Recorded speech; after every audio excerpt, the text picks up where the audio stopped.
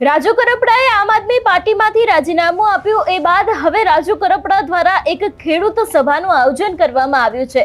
જો કે અત્યારે હાલ એક બાદ એક ખેડૂતોના સમગ્ર મામલે નિવેદનો સામે આવી રહ્યા છે, ત્યારે વધુ એક ખેડૂત આગેવાન છે તેમના દ્વારા આ સમગ્ર વિષયને લઈને અને રાજુ કરપડાના સમર્થનમાં શું કહેવામાં આવ્યું છે, આજે તેના વિશે વિગતે વાત કરીએ। નમસ્કાર, હું હંસિની અને તમે જોઈ રહ્યા છો નિર્ભય ન્યૂઝ। ગુજરાતના રાજકારણમાં ગરમાવો આવ્યો છે। એક તરફ આમ આદમી પાર્ટીના સર્વે સર્વા અરવિંદ કેજરીવાલ, તેની સાથે પંજાબના મુખ્યમંત્રી ભગવત માન છે તે ગુજરાતના પ્રવાસે છે। બીજી બાજુ ભારતીય જનતા પાર્ટીના રાષ્ટ્રીય અધ્યક્ષ નીતિન નબીન છે, એ પણ ગુજરાતના પ્રવાસે।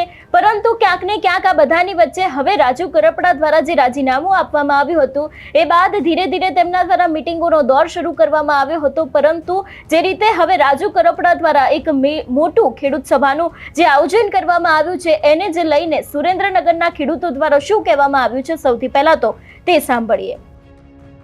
અત્યારે જે રાજુભાઈ કરપડા જ્યાં મિટિંગો કરે છે, પોતે રાજુભાઈ મિટિંગો નથી કરી। અત્યારે તમામ ખેડૂત રાજુભાઈને બોલાવે છે। અત્યારે 23 તારીખે ગઢાજ પર મિટિંગ છે અને રાજુભાઈને ખેડૂએ બોલાય છે, એટલે અત્યારે એ મિટિંગ પણ નથી કરવાની। આવી સુરેન્દ્રનગર જિલ્લામાં 8 થી 10 મિટિંગો કરવાની છે અને અત્યારે રાજુભાઈ બધા ખેડૂતનો મંતવ્ય લે છે કે આપણે શું કરવું, કયા પક્ષમાં જવું એમ, એટલે ખેડૂત જે કહે છે એ પણ જવું છે। અને અત્યાર સુધીના કેટલા ધારાસભ્ય બન્યા, અત્યાર સુધી પક્ષ પલટો કર્યો હોય તો કોઈ પૂછવા આવ્યું જ નથી ખેડૂતને, એમની રીતે કુદીને વહી ગયેલા છે। આ તો રાજુભાઈ આપણે અત્યારે પૂછવા તો આવે છે ને કે કયા પક્ષમાં જવું, શું આપણે બધાને કરવું, એટલે જે રાજુભાઈએ બધા ધારાસભ્ય કરતા હતા એને કરતા આવરું કર્યું છે। અને રાજુભાઈ શું કામ એમ કરે છે કે રાજુભાઈને ખબર છે મારે ફરીને ખેડૂત વચ્ચે જવાનું છે, અને બીજા ધારાસભ્ય એકે પણ પક્ષ પલટો કર્યો હોય પછી ખેડૂત પાસે દેખાણા જ નથી, 5 વર્ષ એનું કામ બધું ખતમ થઈ ગયેલું હોય છે। એટલે જે અત્યારે રાજુભાઈ કામ કરે છે ને એ ખેડૂત માટે કરે છે અને ખેડૂતના હિતમાં પણ કરવાના છે। એટલે તમામ ખેડૂતને ભેગા થાય છે અને તમામ ખેડૂત રાજુભાઈને આમંત્રણ આપે છે। રાજુભાઈ ખેડૂતને નથી કહેતા કે તમે મને બોલાવો એમ, અને ખેડૂત મંતવ્ય લેશે, ખેડૂત બધા રાજુભાઈ હેરે જ રહેવાના છે, રાજુભાઈ હેરે જવાના છે। રાજુભાઈ તાત્કાલિક જવાના છે, રાજુભાઈ તો 10-15 એવી તો મિટિંગો કરવાના છે, અને પછી રાજુભાઈ બધા ખેડૂત ભેગા થઈ અને મોટું સંમેલન બોલાયા પછી રાજુભાઈ ખેડૂત કેમ કરવાના છે। એટલે કોઈ જે કહેતું આ પાર્ટીમાં થાય આ પાર્ટીમાં તરદન પાયા હોયની વાત છે। અત્યારે જે રાજુભાઈ કરપડા જ્યાં મિટિંગો કરે છે, પોતે રાજુભાઈ મિટિંગો નથી કરી। અત્યારે તમામ ખેડૂત રાજુભાઈને બોલાવે છે। અત્યારે 23 તારીખે ગઢાજ પર મિટિંગ છે અને રાજુભાઈને ખેડૂએ બોલાય છે, એટલે અત્યારે એ મિટિંગ પણ નથી કરવાની। આવી સુરેન્દ્રનગર જિલ્લામાં 8 થી 10 મિટિંગો કરવાની છે, અને અત્યારે રાજુભાઈ બધા ખેડૂતનો મંતવ્ય લે છે કે આપણે શું કરવું, કયા પક્ષમાં જવું એમ, એટલે ખેડૂત જે કહે છે એ પણ જવું છે। અને અત્યાર સુધીના કેટલા ધારાસભ્ય બન્યા, અત્યાર સુધી પક્ષ પલટો કર્યો હોય તો કોઈ પૂછવા આવ્યું જ નથી ખેડૂતને, એમની રીતે કુદીને વહી ગયેલા છે। આ તો રાજુભાઈ આપણે અત્યારે પૂછવા તો આવે છે ને કે કયા પક્ષમાં જવું, શું આપણે બધાને કરવું, એટલે જે રાજુભાઈએ બધા ધારાસભ્ય કરતા હતા એને કરતા આવરું કર્યું છે। અને રાજુભાઈ શું કામ એમ કરે છે કે રાજુભાઈને ખબર છે મારે ફરીને ખેડૂત વચ્ચે જવાનું છે, અને બીજા ધારાસભ્ય એકે પણ પક્ષ પલટો કર્યો હોય પછી ખેડૂત પાસે દેખાણા જ નથી, 5 વર્ષ એનું કામ બધું ખતમ થઈ ગયેલું હોય છે।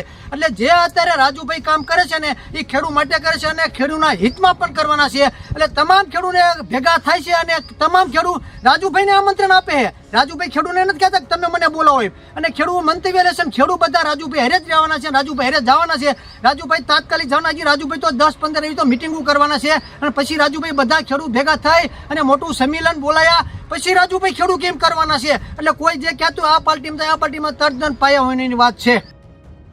અહીંયા ક્યાંક વાત એવી પણ કરવામાં આવી છે કે ઘણા બધા એવા ધારાસભ્યો હોય છે કે જે લોકો પક્ષ બદલતા સમયે કોઈને પણ પૂછતા નથી।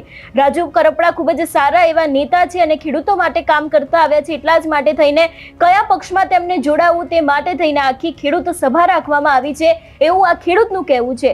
જે રીતે ક્યાંક ને ક્યાંક રાજુ કરપડા ઉપર પણ ઘણા બધા સવાલો ઉભા થઈ રહ્યા છે કે એક તરફ રાજુ કરપડાએ ભારતીય જનતા પાર્ટીમાં જોડાવાના છે એ વાત પાકી માનવામાં આવી રહી છે, અને બીજી બાજુ રાજુ કરપડાએ કોંગ્રેસ નેતાઓની સાથે બંધ બારણે બેઠક પણ કરી રહ્યા છે, એટલે ક્યાંક ઘણા બધા સવાલો તેમના ઉપર પણ ઉભા થઈ રહ્યા છે। એવામાં હવે જ્યારે આ ખેડૂતોના નિવેદનો સામે આવ્યા છે, લોકો પણ રાજુ કરપડાના સમર્થનમાં આવ્યા છે, ત્યારે હવે આગામી સમયમાં જોવાનું રહેશે કે રાજુ કરપડા દ્વારા કોંગ્રેસમાં જોડાવવામાં આવશે કે પછી ભારતીય જનતા પાર્ટીમાં।